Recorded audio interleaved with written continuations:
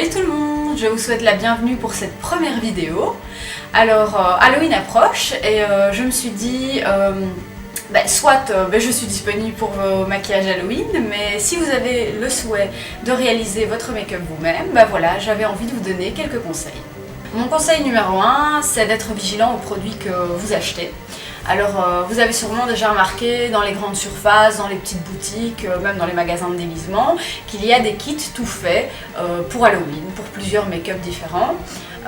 Mais ce sont souvent des produits qui ne sont pas professionnels. Donc, que vous achetiez des produits non professionnels ou professionnels, ce qu'il faut surtout faire, c'est faire toujours un essai sur le dos de votre main.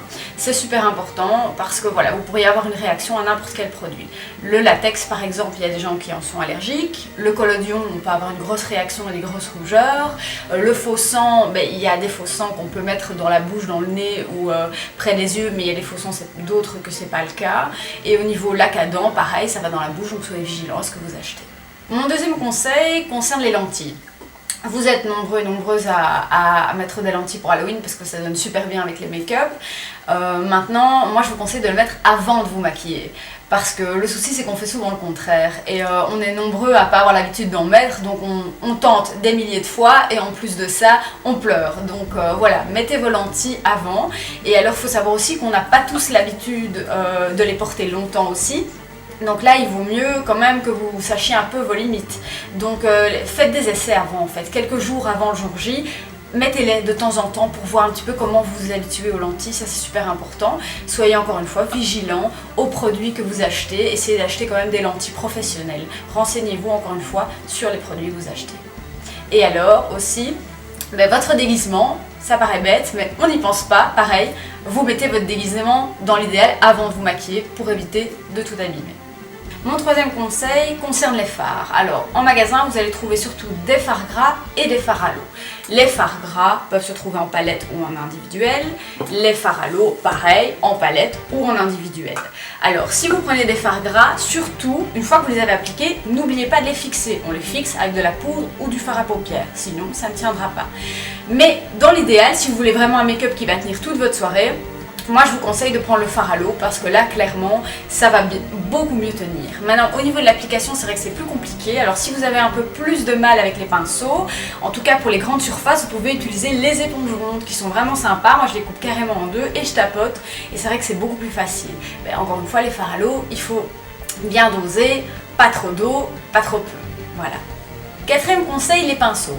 Quand vous appliquez vos fards gras ou vos fards à l'eau, évitez de prendre vos bons pinceaux que vous utilisez pour vos maquillages beauté. Prenez des pinceaux que vous n'utilisez jamais, des pinceaux que vous avez achetés pas trop cher ou, petite astuce de ma part, prenez carrément des pinceaux de peinture. Il y en a plein de sortes et franchement ils sont super. Donc c'est vraiment important. Et alors au niveau du latex, sachez que si vous utilisez un pinceau pour appliquer du latex, le pinceau après vous pouvez le mettre à la poubelle. Mon cinquième conseil concerne la cire de modelage qu'on utilise pour réaliser blessures, impact de balles, cachourcis. Alors il faut toujours veiller à ce que la peau, à l'endroit où on veut appliquer la cire, ne soit pas grasse et huileuse. Et lorsque vous travaillez la cire entre vos doigts, il faut aussi faire attention à ce que vos mains soient les plus froides possible. Donc ne travaillez pas dans une pièce où il fait trop chaud et vous pouvez de temps en temps tremper vos doigts, vos mains dans de l'eau froide et bien sûr les essuyer juste après. Et ensuite, sachez que l'outil indispensable c'est la spatule parce que la spatule elle va vous permettre de lisser la cire. Donc ça c'est vraiment pratique, n'hésitez pas à en acheter une, c'est pas très cher. Et alors quand votre forme est réalisée sur votre peau, ce qu'il faut faire c'est mettre soit une crème de jour, une crème hydratante ou une crème du démaquillant et vous massez doucement en fait la cire avec vos doigts et comme ça permettra que la cire soit bien lisse et qu'elle ne colle pas. Mon sixième conseil concerne le collodion dont je vous avais parlé tout à l'heure, qui est une colle qui lorsqu'elle sèche se rétrécit et permet de réaliser des cicatrices et des balafres comme vous voyez sur mon make-up. Alors, avant d'appliquer le collodion, il faut toujours mettre un petit peu d'alcool sur votre peau pour bien dégraisser et alors laissez bien sécher chaque couche du produit. Et que ce soit pour la cire ou pour le collodion, il faut savoir qu'il vaut toujours mieux ne pas les appliquer sur des endroits qui sont trop mobiles, où la peau est trop mobile, comme par exemple autour de la bouche. C'est pour ça d'ailleurs que vous voyez que je l'ai réalisé sur les contours de mon visage. Mon dernier conseil concerne le latex pour réaliser des brûlures, des coups de soleil, de la peau arrachée. Toujours bien laisser sécher le latex. Et alors pour le démaquillage, prenez un coton imbibé d'eau chaude ou d'huile démaquillante et vous allez tout doucement décoller les bords du latex en essuyant avec votre coton. Voilà, j'espère que cette vidéo vous a plu, qu'elle vous servira. N'hésitez pas à me laisser vos commentaires, les photos de vos réalisations et à partager cette vidéo. Gros bisous!